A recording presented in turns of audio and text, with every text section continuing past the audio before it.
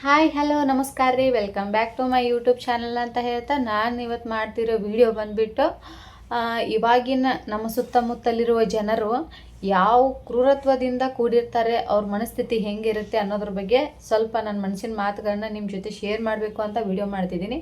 ಹಾಗೆ ನಿಮ್ಮ ಅನಿಸಿಕೆ ಅಭಿಪ್ರಾಯಗಳನ್ನ ತಿಳ್ಕೊಬೇಕು ಅಂತಲೂ ವಿಡಿಯೋ ಮಾಡ್ತಿದ್ದೀನಿ. ದಯವಿಟ್ಟು ಈ ನನ್ನ ವ್ಲಾಗಲ್ಲಿ ನನ್ನಿಂದ ಏನಾದರೂ ಗೊತ್ತಿಲ್ಲದೆ ತಪ್ಪಾಗಿದ್ರೆ ದಯವಿಟ್ಟು ಕ್ಷಮೆ ಇರಲಿ, ಎಲ್ಲರ ಹತ್ರ ಕೇಳ್ಕೊತೀನಿ. ಹಾಗೆ ಇನ್ನೊಂದು ಏನಪ್ಪ ಅಂತಂದರೆ, ಈ ವ್ಲಾಗು ನಿಮಗಿಷ್ಟ ಆದರೆ ದಯವಿಟ್ಟು ನನ್ನ ಚಾನಲ್ನ ಸಬ್ಸ್ಕ್ರೈಬ್ ಮಾಡ್ಕೊಂಡ್ಬಿಟ್ಟು ಲೈಕು ಶೇರು ಕಮೆಂಟ್ ಮಾಡಿ ಅಂತ ಕೇಳ್ಕೊಳ್ತೀನಿ. ಬರ್ರಿ ಇವಾಗ ಸ್ಟಾರ್ಟ್ ಮಾಡೋಣ. ಏನಪ್ಪ ಅಂತಂದರೆ, ಎಕ್ಸಾಂಪಲ್ ನಾನು ಸ್ಟೋರಿ ಹೇಳ್ತೀನಿ. ಇದು ಆ್ಯಕ್ಚುಲಿ ನನ್ನ ಕಣ್ಣು ಮುಂದೆನೇ ನಡೆದಿರುವಂಥ ಇನ್ಸಿಡೆಂಟ್ನ ನಿಮ್ಮ ಜೊತೆ ಶೇರ್ ಮಾಡ್ತಿದ್ದೀನಿ. ನಾನು ಹೇಳಿರೋದು ನಿಮಗೆ ನಿಜಾನ ಅಂತ ನನಗೆ ಅದನ್ನು ಕಮೆಂಟಲ್ಲಿ ತಿಳಿಸಿ.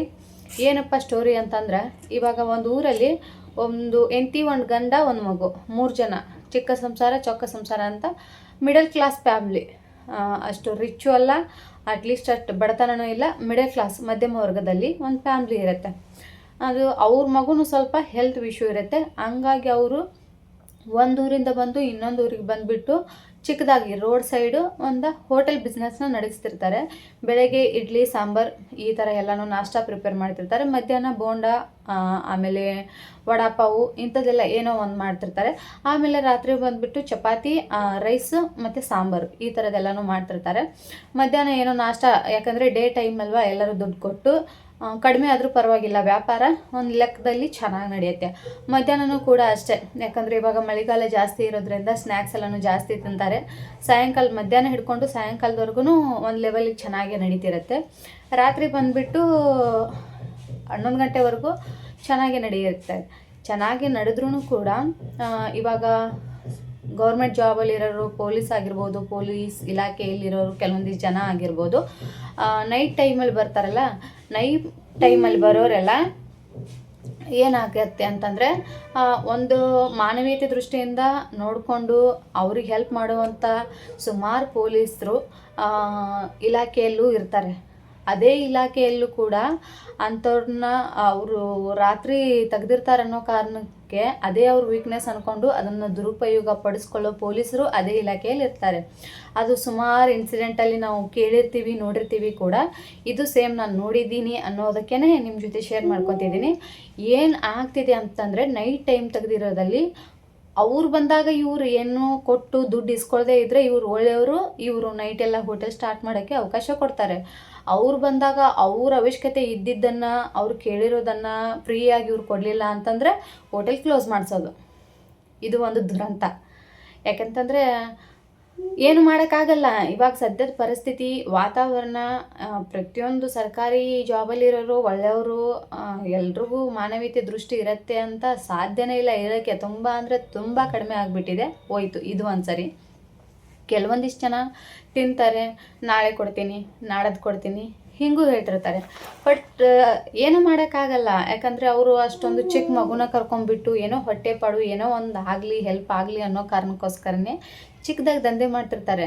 ಅದನ್ನು ಪ್ರತಿಯೊಬ್ಬರಿಗೂ ಹೇಳ್ಬಿಟ್ಟು ಇಲ್ಲ ನಮ್ಮ ಪರಿಸ್ಥಿತಿ ಹಿಂಗಿದೆ, ನೀವು ದುಡ್ಡು ಕೊಡಲೇಬೇಕು ಅಂತ ಕೇಳೋಕ್ಕಾಗಲ್ಲ. ತಿಂದಿರ್ತಾರೆ ಅಂತಂದರೆ ಇವ್ರು ಕೇಳೋಕ್ಕಿಂತ ಮುಂಚೆನೂ ಅವರೇ ಕೊಟ್ಟು ಬಿಡೋದು ಬೆಟರು. ಅದು ಒಳ್ಳೆ ಆಪ್ಷನ್. ಯಾಕಂದರೆ ಹಸಿವಾದಾಗ ದುಡ್ಡು ಯಾರು ಬೇಕಾದರೂ ಕೊಡ್ತಾರೆ, ದುಡ್ಡು ಸಿಗತ್ತೆ, ದುಡ್ಡು ಹೆಂಗಾದರೂ ಸಂಪಾದನೆ ಮಾಡ್ಬೋದು. ಬಟ್ ಅನ್ನ ಅನ್ನೋದನ್ನು ಸಂಪಾದನೆ ಮಾಡೋಕ್ಕೆ ಸಾಧ್ಯನೇ ಇಲ್ಲ. ಅದಕ್ಕೆ ನಮ್ಮದೇ ಆದ ಋಣ ಬೇಕು. ಅದಕ್ಕೆ ಹೇಳೋದು, ನಾವು ತಿನ್ನೋ ಒಂದು ಪ್ರತಿಯೊಂದು ಅಗಲದ ಮೇಲೆ ನಮ್ಮ ಹೆಸರು ಇರಬೇಕು, ನಮ್ಮ ಹೆಸರು ಕೆತ್ತಿರಬೇಕು ಅಂದ್ರೇ ಆ ಅನ್ನ ನಮ್ಮ ಬಾಯಿಗೆ ಬೀಳೋದು. ನಾವು ಸುಮ್ಮನೆ ಎಲ್ಲಾದರೂ ಹೋಗ್ಬಿಟ್ರೆ ಅನ್ನ ಸಿಗುತ್ತೆ, ನಾವು ಹೊಟ್ಟೆ ತುಂಬ ಊಟ ಮಾಡ್ಬೋದು ಅಂತ ಅಂದ್ಕೊಂಡಿದ್ರೆ ಅದು ನಮ್ಮ ಹುಚ್ಚು ಭ್ರಮೆ. ಅದು ಯಾವತ್ತೂ ಸಿಗಲ್ಲ. ಇನ್ನೊಂದು, ಇವೆಲ್ಲರೂ ಸಮ ಆಯಿತು. ಇದು ಎಲ್ಲನೂ ಮುಗಿದ ಮೇಲೂ ಇನ್ನೂ ಕೆಲವೊಂದಿಷ್ಟು ಮಧ್ಯೆ ಜನ ಬರ್ತಾರೆ. ಆ ಜನ ಹೆಂಗಪ್ಪ ಅಂತಂದರೆ, ಯಾವ ಥರ ಜನ ಬರ್ತಾರೆ ಅಂತಂದರೆ, ರಾತ್ರಿ 1 ಗಂಟೆ 2 ಗಂಟೆ ಮುಂದೆ 3-4 ಜನ, ಒಬ್ಬರು ಅಂತಲ್ಲ 3-4 ಜನ ಬರೋದು. ಅವ್ರಿಗೆ ಕುಡಿಯೋಕೆ ದುಡ್ಡು ಬರುತ್ತೆ, ಡ್ರಗ್ಸ್ ಮಾಡೋಕ್ಕೆ ದುಡ್ಡು ಬರುತ್ತೆ, ನಶೆಯಲ್ಲಿ ತೇಲಾಡೋಕ್ಕೆ ದುಡ್ಡು ಬರುತ್ತೆ. ಹೊಟ್ಟೆ ತುಂಬ ಏನು ಬೇಕೋ ಅದನ್ನೆಲ್ಲನೂ ತಿಂದುಬಿಟ್ಟು ಲಾಸ್ಟಲ್ಲಿ ಹಂಗೆ ಹೋಗ್ತಿರೋದು. ಇವ್ರು ಕಷ್ಟಪಟ್ಟು ನೋಡಿಕೊಂಡು ಏನು ಮಾಡ್ತಿರ್ತಾರಲ್ಲ, ಅನ್ನ ದುಡ್ಡು ಕೊಡು ಅಂತಂದರೆ, ನನ್ನೇ ದುಡ್ಡು ಕೇಳ್ತೀಯ ನೀನು ದುಡ್ಡು ಕೇಳಿದ್ರೆ ನೀನು ಹೋಟೆಲಲ್ಲಿರೋ ಸಾಮಾನೆಲ್ಲ ಎಸೆದು ಬಿಡ್ತೀನಿ, ಬಿಸಾಕ್ತೀನಿ, ಎಲ್ಲನೂ ನಾಶ ಮಾಡ್ತೀನಿ. ಅಷ್ಟು ಮೀರಿ ನೀನು ದುಡ್ಡು ಕೇಳಿದರೆ ಹೊಡಿತೀನಿ. ಹೊಡೆದಿರುವಂಥ ಇನ್ಸಿಡೆಂಟು ಸುಮಾರಿದೆ, ಹೊಡೆದು ಹೋಗಿದ್ದಾರೆ. ಇಂಥ ಜನಕ್ಕೆ ಏನು ಹೇಳೋದು? ಅವರು ಏನಪ್ಪ ಅಂತಂದರೆ, ವಯಸ್ಸಾಗಿರೋರಿದ್ರೆ ಅವ್ರು ಹೇಳೋದು ಬೇಡ, ಅವರೇ ಪಾಪ ಹೋಟೆಲ್ ಇಟ್ಟವರೇ ಕೊಟ್ಟಿರ್ತಾರೆ, ಯಾಕಂದರೆ ವಯಸ್ಸಾಗಿದೆ ದುಡ್ಕೊಂಡು ತಿನ್ನೋಕ್ಕಾಗಲ್ಲ ಅಂತ.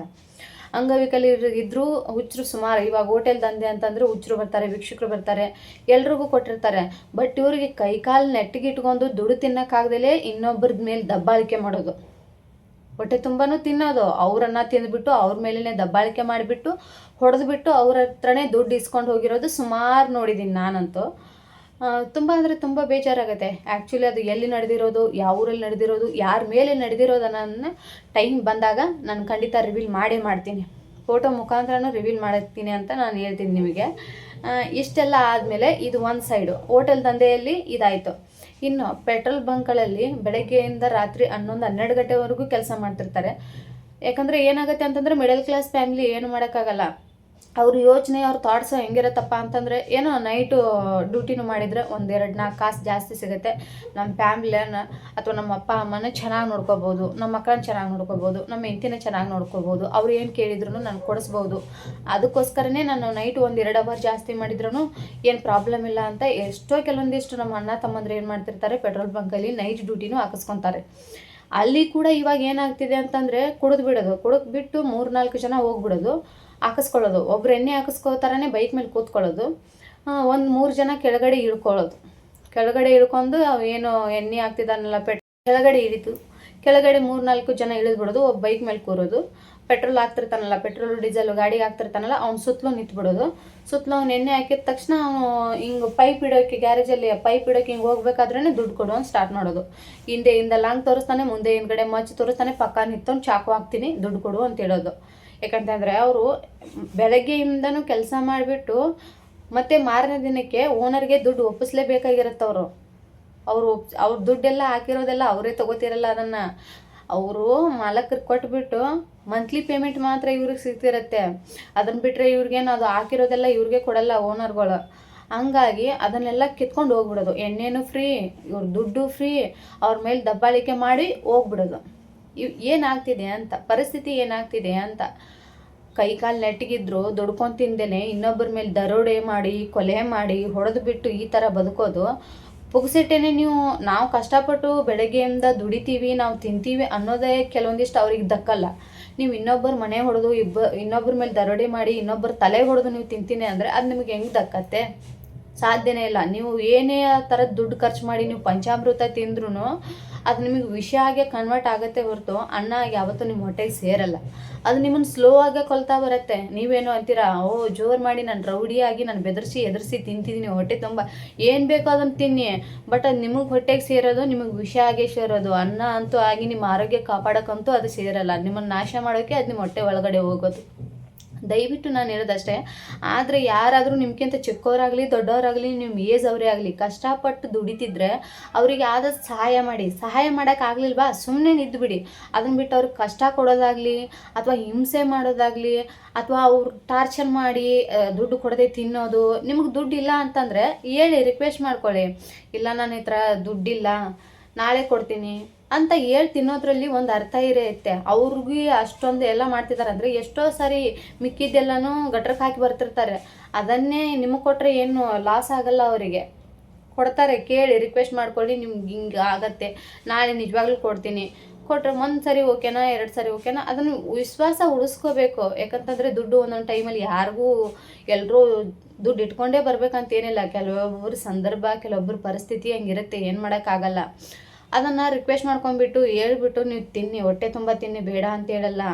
ಬಟ್ ಅದು ತಿನ್ನೋವರೆಗೂ ಜಬರ್ದಸ್ತ್ ಮಾಡಿ ಅವ್ರ ಮೇಲೆ ಜೋರು ಮಾಡಿ ತಿಂದುಬಿಟ್ಟು ಮತ್ತು ಅವ್ರ ಮೇಲೆ ದಬ್ಬಾಳಿಕೆ ಮಾಡೋದಲ್ಲ. ಇದಂತೂ ಯಾವತ್ತೂ ನೀವಂತೂ ಉದ್ಧಾರ ಆಗೋ ಲಕ್ಷಣವೇ ಇಲ್ಲ. ಕೆಲವೊಂದಿಷ್ಟು ನಾನಂತೂ ಇಂಥ ಇನ್ಸಿಡೆಂಟ್ಗಳನ್ನ ಸುಮಾರು ನೋಡಿದ್ದೀನಿ. ನಿಮಗೆ ಯಾರಾದರೂ ನಿಮ್ಮ ಜೀವನದಲ್ಲಿ ಇದೇ ಥರ ಅಥವಾ ನಿಮ್ಮ ಅಕ್ಕಪಕ್ಕ ಅಥವಾ ನಿಮ್ಮ ಏರಿಯಾದಲ್ಲಿ ಈ ಥರ ಏನಾದರೂ ಅನುಭವಗಳಾಗಿದ್ದರೆ ನಂಗೆ ಕಮೆಂಟ್ ಮಾಡಿ ತಿಳಿಸಿ. ಹಾಗೆ ನೆಕ್ಸ್ಟು ಕಂಟೆಂಟು ಯಾವ ಥರ ಮಾಡಬೇಕು ಅನ್ನೋದನ್ನು ಕೂಡ ನನಗೆ ಕಮೆಂಟಲ್ಲಿ ತಿಳಿಸಿ. ನಾನು ಹೇಳಿರೋ ಈ ಬ್ಲಾಗಲ್ಲಿ ನಿಮಗೇನಾದರೂ ಸತ್ಯ ನಿಜಾಂಶ ಅಂತ ಅನಿಸಿದರೆ ಈ ಚಾನಲ್ನ ಸಬ್ಸ್ಕ್ರೈಬ್ ಮಾಡ್ಕೊಂಡ್ಬಿಟ್ಟು ಲೈಕು ಶೇರು ಕಮೆಂಟ್ ಮಾಡಿ ಅಂತ ಕೇಳ್ಕೊಳ್ತಾ ಬಾಯ್.